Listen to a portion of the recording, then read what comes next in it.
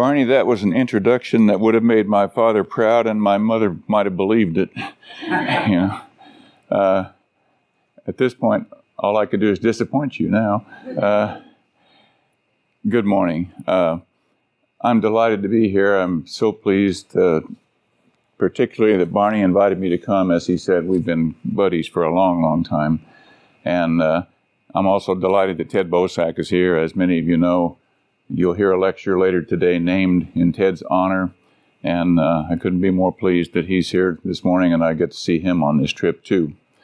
But mostly, I'm pleased to see all of you, teachers. I grew up wanting to be a teacher because I wanted to be like the best of my teachers. And if you're like me, you were lucky enough to have at least a couple along the way who made you think you'd like to be like them. One of the best that I had was my high school geometry teacher. His name was Mervyn Copeland, and he taught me 10th grade geometry, but more than that, he taught me about the importance of systematic methodology and logic, and he taught me the importance of keeping on trying. He taught geometry, but then the following period, he supervised the study hall that I was in every day. And so every day I would go to the chalkboard and try to prove the trisection of an angle. Euclid knew you can't do that. God knows you can't do that. Mathematicians know that it's not provable. But every day I would write a proof all across the wall and on the chalkboard. Then he would come and patiently go through my proof, gently point out where I went astray, and he'd say, try again. And so for 50 years, I kept trying because I wanted to be like him. I wanted to be that kind of teacher. And so there's nothing for me more pleasant than to be among a group of teachers who are here to talk with one another and to learn what you can from one another. And I can't tell you how happy I was 56 years ago when I was halfway through a master's degree program and the department chair sent for me to come to his office. And I wondered what kind of trouble I was in now. But I got there and he said, what would you think about teaching introductory psychology? And I nearly jumped across the desk in his lap, which would have been embarrassing to both of us. He was a very distinguished guy with silver hair and a three-piece suit and necktie. So I didn't do that, happily. But I did teach introductory psychology that fall, 56 years ago right now. Some of my students were older than I was. I was 21 years old, halfway through a master's program, didn't know anything. Pretty much knew that I didn't know anything, which was kind of daunting going into a classroom. But the students were kind, as they have been over the last 56 years, and they asked good questions. We had a lot of fun, and I decided I was right. I did want to be a teacher. In those days, I didn't know anything about groups like the Society for Teaching of Psychology. There were no resources. People on the faculty weren't especially interested in teaching, so they weren't much help. So I was kind of on my own, but I tried to use those models, like Mervyn Copeland, the geometry teacher, in terms of figuring out what to do. This morning, I want to share a few ideas with you, but I want to say a couple more things. One is that the late Charles Brewer, who was a good friend of some of ours in this room, was fond of saying that teaching is not a job, it's a calling. And I think he was right. The other person I think of when I think about groups like yours is that B.F. Skinner wrote, 1956, I think, that college teaching is one of the few professions which there is no particular training or experience required. A lot of people just get thrown into it and you sink or swim. Skinner's pointed out that for about 10% of the teachers, we don't have to worry so much about that. It sort of comes naturally and they intuitively know how to get along with people and how to teach. But he said, we have to think about the other 90%. What are they going to do? My hunch is a lot of you are in that 10% group, and that's a wonderful thing, and you'll be enthusiastic and good teachers.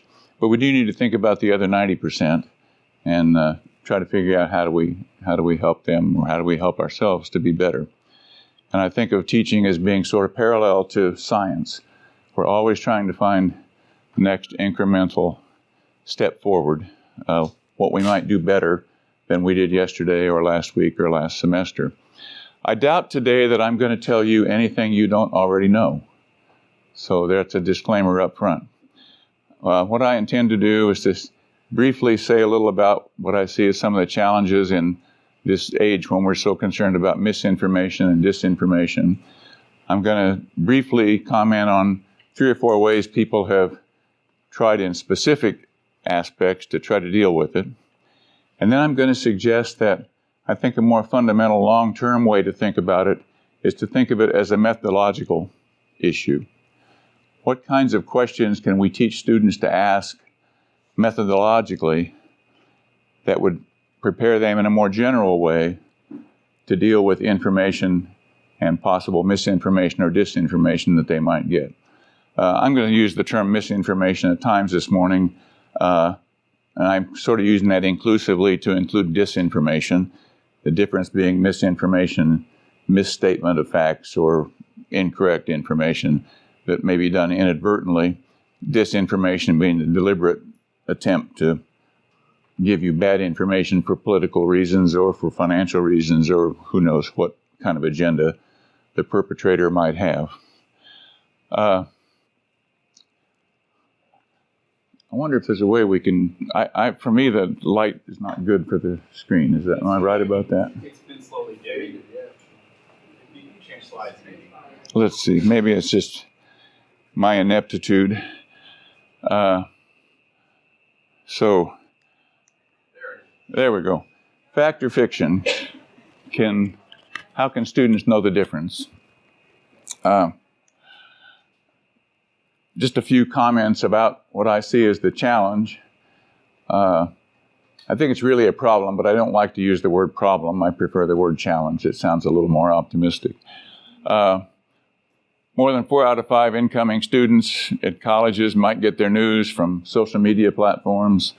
They might not pay attention to the expertise or the validity of the source or the information that they receive when they evaluate it.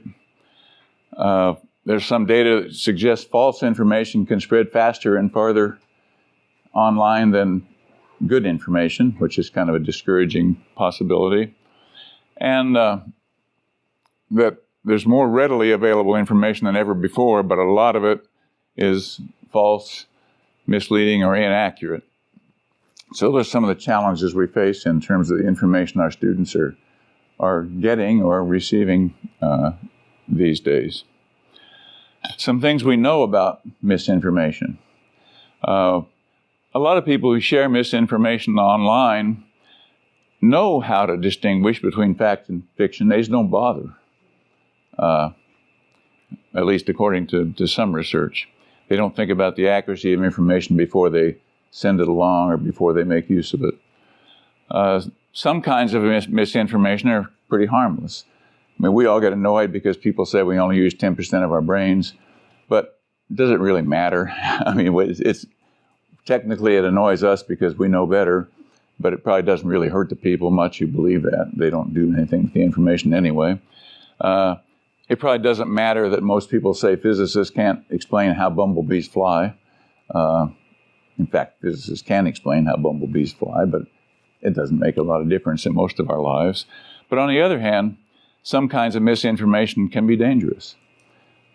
People believe that vaccines are dangerous and don't get their kids vaccinated. People believe that climate change isn't a real thing. If by now people don't believe that is a risky proposition, I don't know for sure how we're going to convince them, but I hope we can. People online worry about things like the twisting of facts, whether information is made up or distorted for political or other kinds of reasons. And so there are people who are skeptical of what they read, but they're often skeptical of good news sources as well as bad news sources, or they firmly believe bad news sources and are skeptical of good news sources. So those are some of the things we know about misinformation. And this is by no means an exhaustive list, but this is 3 or 4 ways that people have tried to combat misinformation. There's a process called assess, inoculate, and debunk. Assess means first you make a judgment about, is it worth your time to deal with this issue? Inoculate means you try to preemptively refute a likely myth or misunderstanding that your student might have. And that gives you the chance then to debunk on offense as opposed to defense, using your own talking points rather than responding to all the time the inappropriate or incorrect information. People have found that it's helpful to engage students in active development of accurate information. In other words, if there's an issue the students have misunderstanding about, can we engage them in an activity that prompts them to use good information and accurate information? And of course, there have been studies over the years showing that if students write from a particular position, they're likely to become more likely to believe it. Years ago, there were studies where people were asked in research studies to write an essay that was diametrically opposed to something they believed, and in the end, they ended up being more likely to believe the idea they thought was totally wrong in the first place. The late Leon Satterfield, who was a colleague of mine for many years, was a writer, and he used to say that he didn't know what he believed until he wrote about it. That writing shaped his opinions and his views. A couple of my colleagues at the University of San Diego have done some research studying what's called the fact-myth fallacy approach. First, you get students in an essay to write about the factual perspective on an issue, then get them to put that side by side with myths or misinformation about that issue, and then write also in that essay about what's the difference between the factual and the misinformation perspective, the fallacy. What are the fallacies? And again, if you can get them to write about it, they may think about it in a different way. People have used what's called a structured reading approach to improve epistemic vigilance, evaluating things like who said it, what did they say, in a careful way. And there have been attempts to do media literacy training that have had some influence. I'm not going to talk about these things today. I just want to acknowledge that people are doing this and that some of it is good stuff. And by the way, I have a fairly extensive reference list. I have print copies, or you can email me and I'll send you a digital copy, whatever you'd like. I think that we maybe should be thinking with students about some broader, more fundamental ideas that come out of scientific methodology. I'm going to say something briefly about 5 of these things today. By no means do I consider this an exhaustive list. These are just some aspects of scientific methodology that I think make sense to start to teach students to question in the things that they read and the things that they do. I'll talk briefly about the distinction between scientific literacy and science literacy. Science literacy, as Barney and I and some other people have defined it, is the knowledge of facts. Scientific literacy is knowledge of scientific process. I've always asked my students, if you had a choice between a doctor who knows a lot of facts or a doctor who knows how to think scientifically when she or he is stumped by a problem, which one would you want? I want the doctor who can think. Because if I have a doctor whose practice is based on the knowledge of facts, and we run into something for which the facts don't apply, then what do we do? I'd like my doctor to be able to be scientifically literate as opposed to science literate. Certainty versus uncertainty. There was a wonderful public television series and book in 1973 by Jacob Bronowski, in which he has a wonderful chapter. I think it's called Certainty and Knowledge. And I'll say more about that in a few minutes, but certainty, in his view and in mine, can often be a danger. And yet, knowing a little bit, we often become far more certain than we should, based upon that little bit that we know. Belief versus evidence. Carl Sagan wrote about how it's a very different thing to believe in UFOs, or extraterrestrial beings, than to find evidence that they exist. He would get annoyed because everywhere he went, people would ask him, "Do you believe in UFOs?" His response was, "It doesn't matter if I believe in them. What matters is whether there's evidence for them." And that's an important distinction. Simple versus complex cognition. I draw, in my reading in this area, upon the work of Harry Triandis, who was a wonderful social and cultural psychologist who died in recent years. Harry was a really interesting guy. And he made a distinction between simple cognition and complex cognition, and I'll say a few words about that in a little bit. But basically, one of the problems with simple cognition, and I'll talk about what that is that it shuts off inquiry. You draw a conclusion quickly based upon limited evidence, perhaps, and then you don't ask any more questions. It's good enough, you close the book on that question. And finally, wisdom versus intellectual hubris. If we have a choice between those two, I don't think there's much choice. We'd rather be wise. And a number of people have done research trying to suggest, how can we teach people to make wise decisions, to draw wise conclusions? Bob Sternberg has written a lot about this, which is kind of curious because sometimes Bob Sternberg can be pretty awkward about things that he deals with and talks about. But he also wrote about why smart people do stupid things, so I guess he sort of understands the problem. Okay, scientific literacy versus science literacy. Kind of questions we should ask students, encourage students to ask. Are their assertions or beliefs based on unsubstantiated claims? Or are they based on data or evidence that we can examine? The problem here is that we're naturally susceptible to persuasion techniques. If the messenger is attractive, articulate, years ago there was a study in which an actor presented classroom lessons, and the student evaluations were absolutely great. The actor didn't know anything, but it had a good script and was appealing, and the students believed it. Are the claims based on unwarranted assumptions?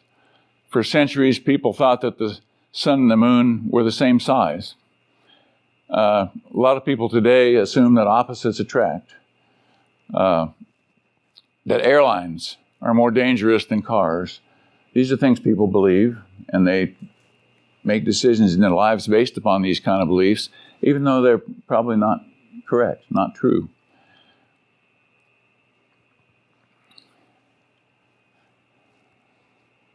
Let's see. Is this sort of fading again? Yeah. Not sure.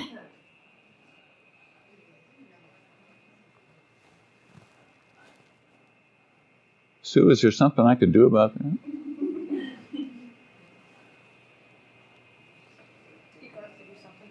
I thought it was just my aging eyes there for a moment.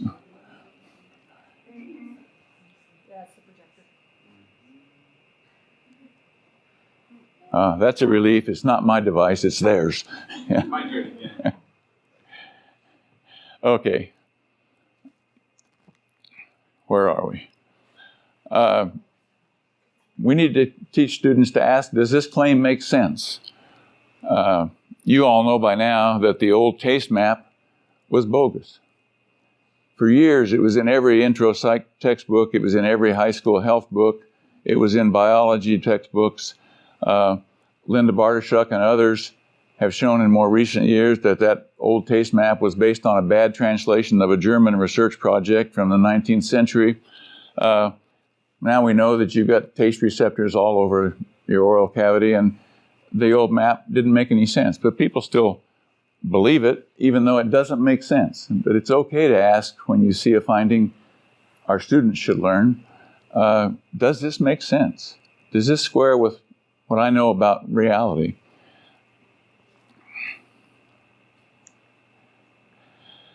Do measurements seem valid? How did people collect data?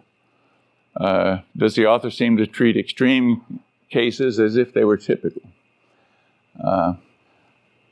I just reviewed a paper for a journal. I don't know who the authors or author were, but there were some things about the way they had collected data in a classroom setting that made me think, I don't believe if this were published, I'd really have much faith in the findings. Well, our students need to learn to think like that. As a reviewer, you're sort of trained to think like that, and you're supposed to think like that. We need to get our students to think like that when they read research or when they see news reports, that sort of thing. I know a guy, let's call him Walt, because that's his real name, who 50 years ago was in a car accident, was thrown free of the wreckage because he wasn't wearing a seatbelt. To this day, Walt will not wear a seatbelt because he says, I would have died if I'd been wearing a seatbelt. He doesn't understand probability. He doesn't understand happenstance. But he took one data point, and for him, that's typical. That's generalizable. Students need to ask, where do the data come from? Is there an agenda? Now, these days, a lot of times in the news reports, we see that the agenda is obvious. It's political, and we know which networks have which agenda and that sort of thing. But it can also be more subtle. For example, for years, mental health researchers in this country doing cross-cultural research reported that things like mental health problems are underreported in countries like China. Well, did the Chinese underreport, or were we all the time overreporting? I mean, there was a subtle hidden agenda that even the researchers didn't think about, but it was there as a bias in the data. So we need to be alert to that and teach students to be alert to that sort of thing. Will the results survive the trip from the lab to the rest of the world? And what do we mean by the outside world? Since the beginning of recognizable psychology, we have treated the results of North American research, often collected on college students, often white sophomores, as if those data were universal. That's the way the world worked everywhere. But the United States has something like 4% of the world's population and 80% of the world's published research in psychology. I edited a series of books for the Cambridge University Press, and I've had a really hard time getting good authors from Africa, for example. When was the last time you saw something in one of our journals written by an African researcher?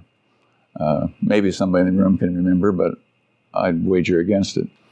I don't like the acronym WEIRD, but I understand what it means and why it's important. A lot of our research is weird because it comes from Western educated, industrialized, rich, and democratic researchers and populations. I don't like the acronym WEIRD because the North Americans aren't weird. It's just that we're not everybody in the world. And yet we've often treated our results as if they were generalizable to the rest of the world. And is there another way to explain results? I mean, we're all familiar with the need to look for alternative hypotheses. I reviewed a paper a while back where 2 or 3 classes had been conducted with an added component. And then there were pre- and post-tests saying that the added component enhanced the performance of the students, except we didn't know what those students would have been like before and after without the added component because there wasn't a control for that. Students need to be able to think like that. Is there an alternative hypothesis to the one that the researcher tells us about? Okay, certainty versus uncertainty.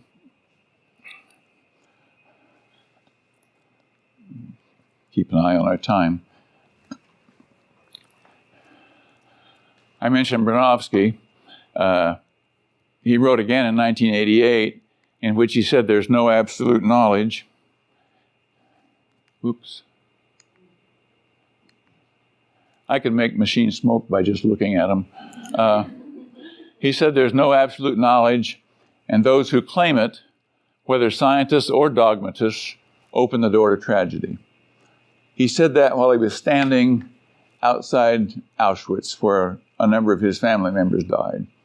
He said they weren't killed by science, they were killed by certainty. People were so certain that they were right that they did awful things because they were certain. They didn't allow for the possibility of doubt. He said, and I agree, we're always trying to approximate the truth, but we have to learn to change our views in the face of new evidence. It's an important lesson for students because sometimes, as we know, the people who know a little bit are much more certain and more dangerous than people who know a lot. Dunning and Kruger probably were wrong about some things, but they were also right about some things. That we have to be careful because a little knowledge can be dangerous, especially if it leads us to certainty. Uncertainty doesn't mean science is bad. Good scientists are always uncertain. Everything we know is probabilistic. Everything we know is waiting for a disconfirming hypothesis. Everything we know is waiting for new data. The job of scientists is to tell us how well something is known and what the gaps are. And of course, probability is a sketchy thing for students. If the typical student or the typical citizen watch the news tonight and they say 80% chance of rain tomorrow, what are most people going to say? It's going to rain. Well, it probably will, but low probability events happen too. And we've got to understand that, and that our science is based on probability in many cases. And it's important for students to know that uncertainty actually contributes to the advance of science. When scientists don't know something, that raises questions, and that prompts new research. Barney and I were talking this morning about James Watson and Francis Crick and the search for DNA, and some of the funny things that happened along the way as they were trying to steal data from Linus Pauling and other researchers and that sort of thing. But they were driven by the fact that they didn't know what the structure of this molecule was. Uncertainty made all the difference. And when they finally wrote it, they wrote it in a column and a half in Nature, and the most beautifully understated thing you've ever seen. It does not escape our notice that this suggests a mechanism for the replication of genetic material. You know, they weren't, as brash as they were, and they were young, brash guys at that time, they recognized that uncertainty was an issue that was okay. Finally, inducing students to consider an opposite view can be more effective than instructing them to avoid bias or to be fair when they consider ideas. And this is sort of related to something I said a while ago. If we can get students to write or talk about an opposing view, take the other side for a while, sometimes they begin to see that there are alternative views on important questions and that we don't always have the answer. Belief versus evidence. I probably don't need this definition up here for you, but belief is a claim that an opinion is true in the absence of evidence or based on evidence that can't be supported by observation or logic. Evidence is information gathered through observation, experimentation, or logic. When I talked about my geometry teacher earlier, one of the things he taught me is that to get to a reasoned conclusion, you have to understand logic. You can't just jump to a conclusion. You can't believe that Euclid had it right. You've got to have a method to understand the process. Evidence provides an epistemic reason to believe a proposition. Some years back, long time ago now, for some summers, I had a high school teachers institute on my campus. We'd bring teachers from all over the country and give them a couple of weeks of scientific updates. And one of the teachers got so tired of hearing me say every day, show me the data, that he went into town and had a hat made for me that said on the front, show me the data. Some of you people have seen my hat, which no longer exists because Elizabeth Hammer cut it up and put it in her crown when she became the AP chief reader. Queen Elizabeth, she liked to call herself. But it's evidence that allows us to come to a belief that can be supported. Students need to understand that. Your opinion might not be as good as my evidence.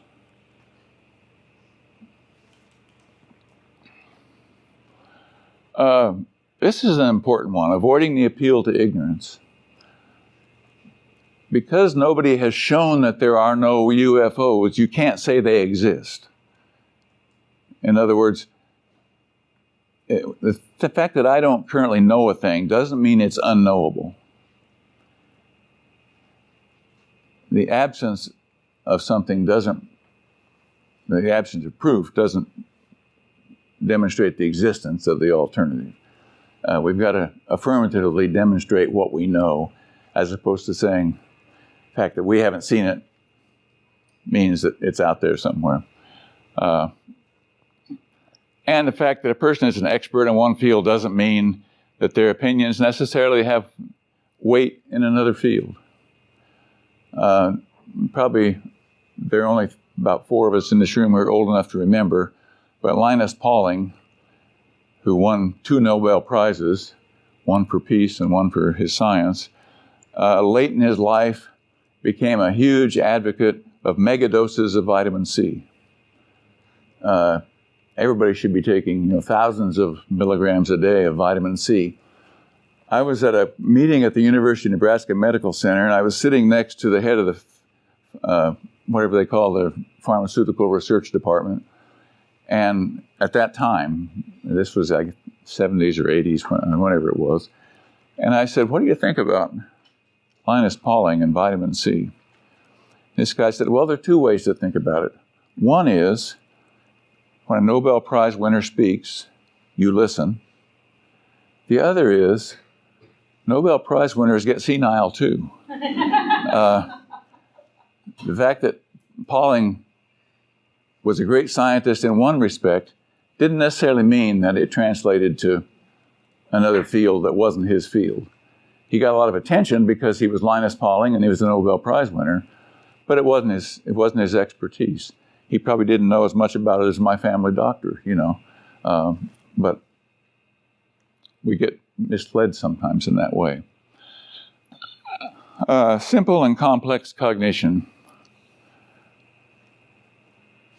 Almost every interesting human problem is complex. H.L. Mencken famously said that for every complex problem there's a simple solution and it's wrong. And he was probably right, in my opinion. So there's a tendency, a temptation, to want to simplify things. Harry Tarandos wrote a wonderful book called Fooling Ourselves in 2009. It's well worth taking a look at. He talks about politics, he talks about science, he talks about a lot of ways in which we think about things. Simple cognition means that we reduce complex problems to simpler terms, often to dichotomies. Us, them, me, you, right, wrong, black, white. But that tends to gloss over the complexity of many issues. And in fact, in the eyes of some people, if you're a complex thinker, you consider the nuances in complicated problems, you'll be seen as wishy-washy by people with simple cognition. So if reporters are demanding of a politician, is it this way or is it that, in some world conflict, we've got plenty of those, they try to force people to give a yes or no answer. When in fact, it might take hours to explain the nature of the problem in a nuanced, meaningful way that actually reflects the nature of the situation. And the problem, as I mentioned earlier with simple cognition, among others, is that it does close off further inquiry. Somebody asks you a difficult question, the minute you say yes or no, end of discussion. On the other hand, if you say, well, there are these things to consider and those things to consider, that opens the door to more analysis and more understanding of a problem.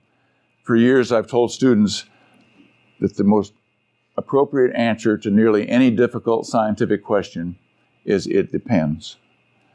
Because there are always multiple variables in human affairs, multiple ways of thinking about things, multiple ways of trying to draw conclusions. Students need to understand that. We shouldn't be trying to teach them the categorized answer for the multiple choice test. We should be teaching them to think expansively about problems that are complex. Finally, cognitive complexity tends to be associated with moderate political views, open-mindedness, tolerance for ambiguity, wisdom and appreciation for alternative viewpoints. Simple cognition tends to be correlated with conservative religion, authoritarian views, and conservative political views. That's not a political statement, it's just a statement of fact from the research. Wisdom and intellectual hubris. Wisdom to the people who study it means things like humility, recognition of uncertainty, recognition of change, that things do change, our knowledge changes. How many times have you heard someone talking about some issue in the news and saying, well, like with medical recommendations, for example, they change their mind all the time. Well, what they don't understand is that the science changes. Our views about what cholesterol means, for example, have evolved over the years. Our views about whether or not people at risk of coronary events should be taking aspirin every day have changed, and they continue to change. And you can still find different doctors who give you different opinions because the research is evolving. It's always changing. And a wise person recognizes that. Students need to understand that you too could learn to be wise if you learn how to think about these things and understand the underlying principles about the science. In number 2, I mentioned change, and that's what we're just talking about. The importance of understanding and appreciating alternate points of view.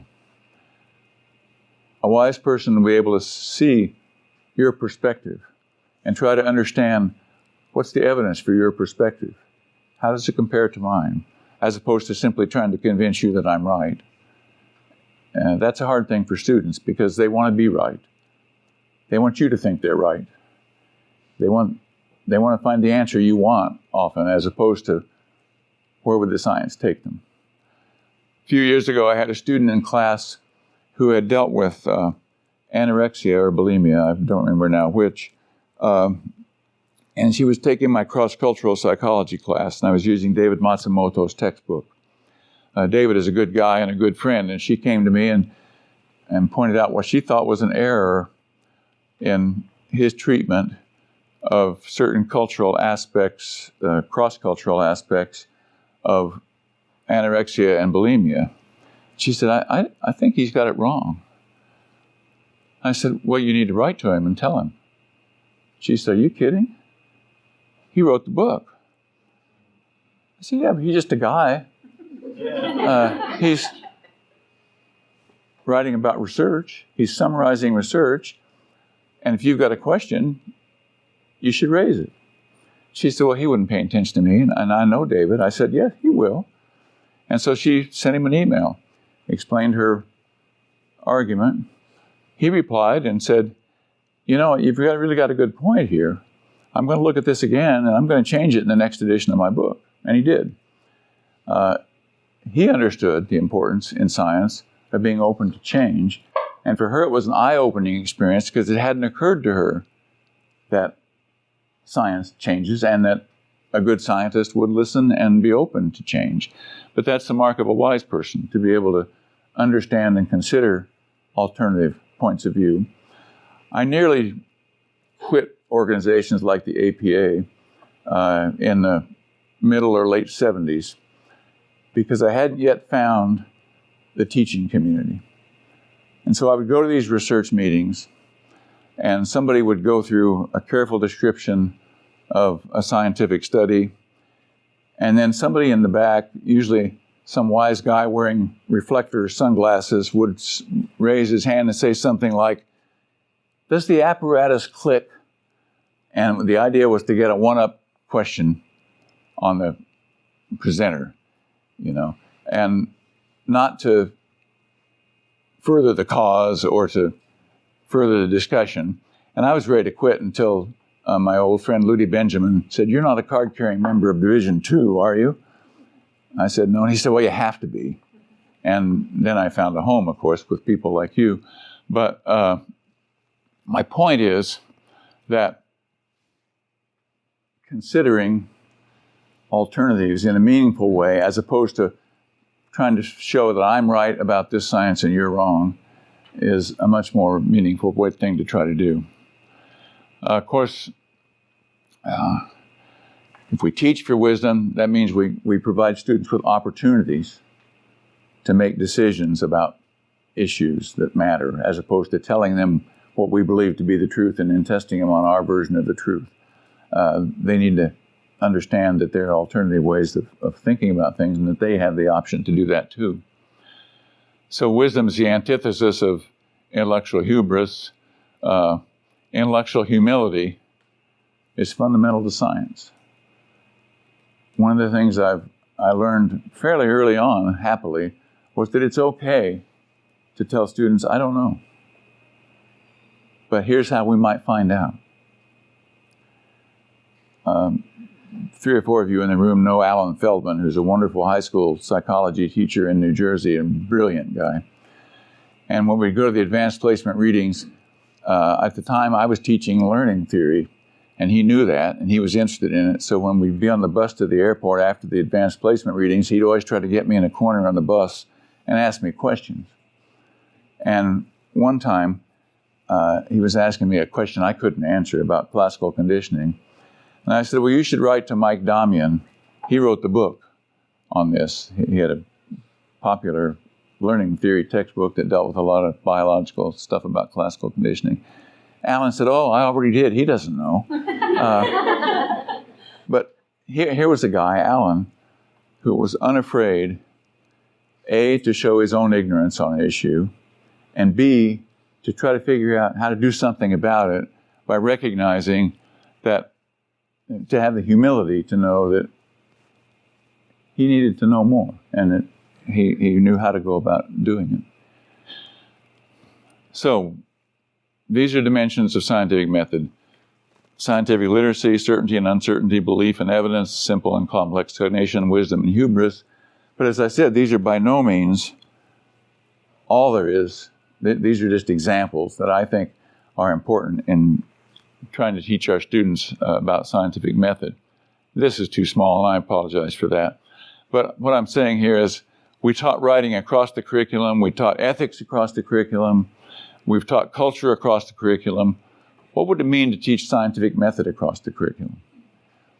Not just in methods courses or statistics courses, but making sure that in every course, including introductory, and maybe especially introductory psychology, that we help students to raise these kinds of questions. Most of them aren't going to become psychological scientists. But if they can become good consumers of information and better informed citizens, that'd be a real service to our students and to their communities. Beyond teaching the what, can we integrate and infuse in the curriculum teaching about the how and the why? It's one thing to try to make your way through a 700-page introductory textbook, check all the boxes, give all the tests, and get all the right answers. It's a different thing to think seriously about, do we not just teach students about the results of the research, but do we teach them a little about how the research was done and why we might believe it or not?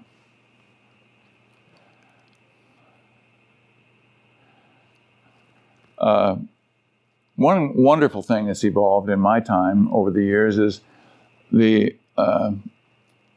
effort to help undergraduates publish their research and present their research.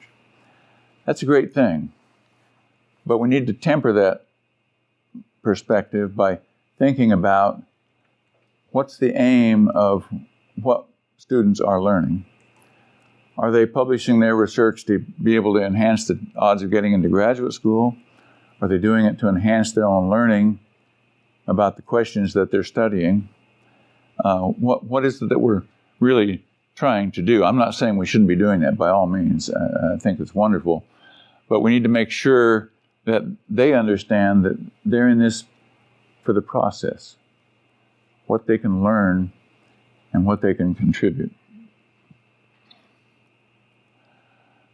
So I think for our purposes, a more appropriate focus is the effort to make critical, conceptual, and methodological skills a part of every aspect of the curriculum, teaching students to question what they read, what they hear, to evaluate the answers, and to prepare students not just to be producers of research, but critical consumers, asking the right kinds of questions of the things that they read, and whether that's on CNN or Fox News, or whether that's in the Journal of Experimental Psychology, it doesn't matter.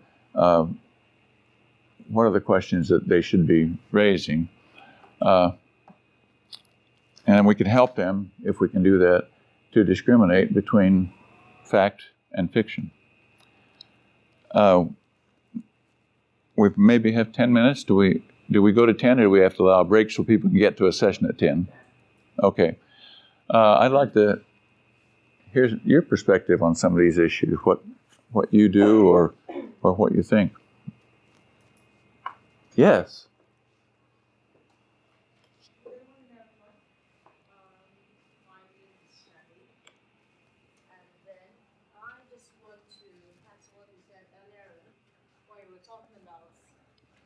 Researchers in Africa. I'm a senior faculty member in Nigeria. So, I need us to understand one thing. You may tend to feel that, okay, maybe in Africa, there's no much writing when it comes to psychology. But then, if you do not understand where that is coming from, you never get to realize that. The fact is, I'm a senior lecturer in my university, and as of today, my university is one of the highest, so-called highest paid university in Nigeria. However, if I tell you that my entire take-home, because we don't have allowances for conferences, seminars, researches, and all that, but my entire take-home every month is less than $500. And as a researcher, some of the conditions you get within your faculty is that you must have publications, you must attend conferences locally and internationally. So, and then you're taking on $500, you have a family to consider.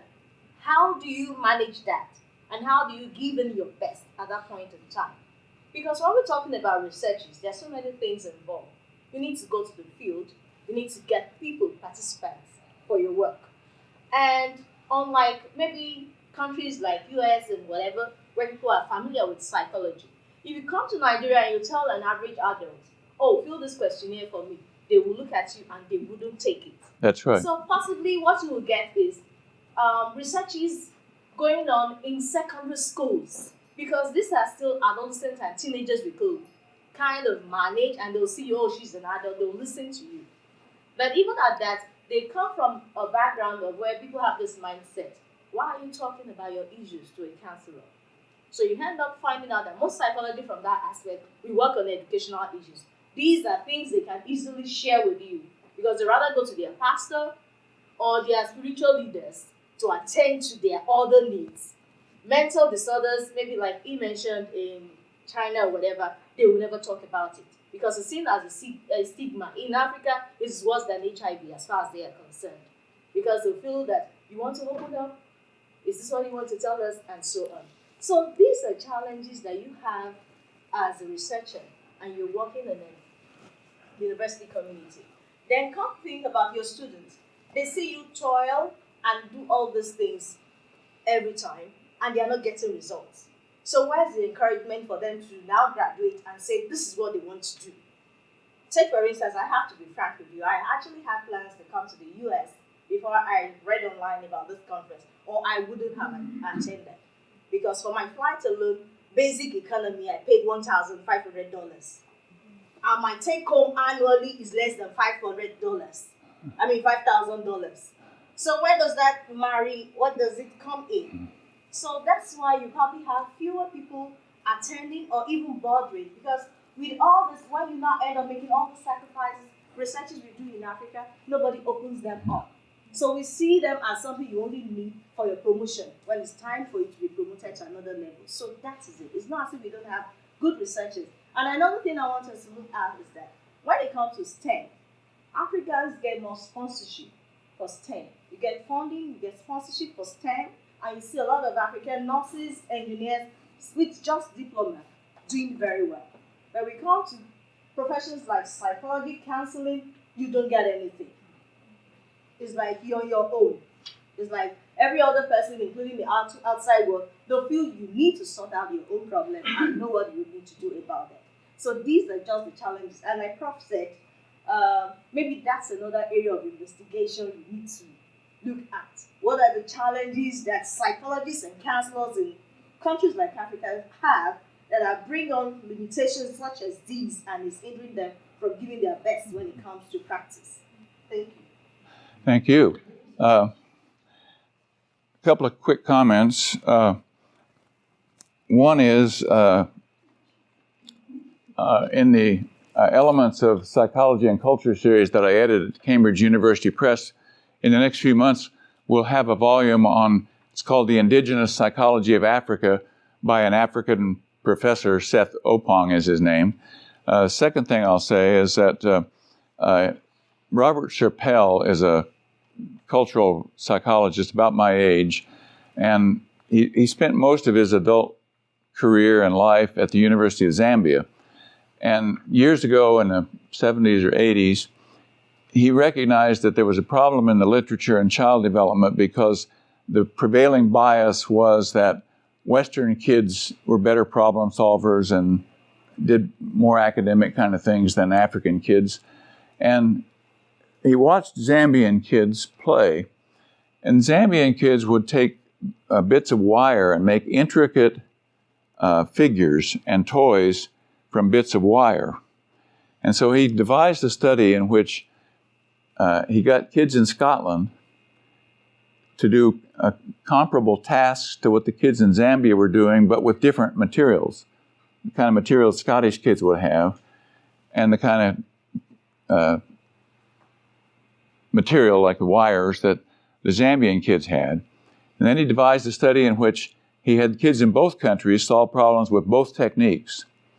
And as you'd expect, the Zambian kids were far superior on the tasks that involved their local materials. Scottish kids were superior on the tasks that involved their local materials. And what's a shame is that was a revolution in the research world.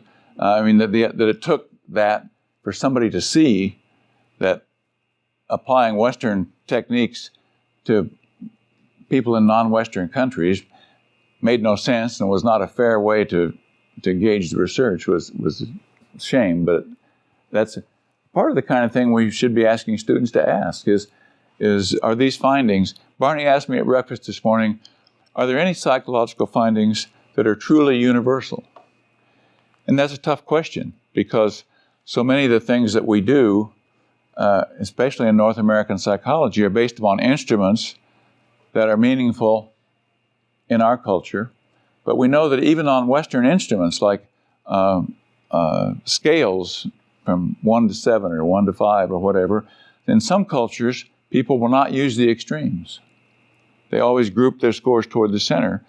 Other cultures are free. Americans are free to, we'll say we hate something more than you can believe or whatever, But in a lot of cultures, that doesn't happen.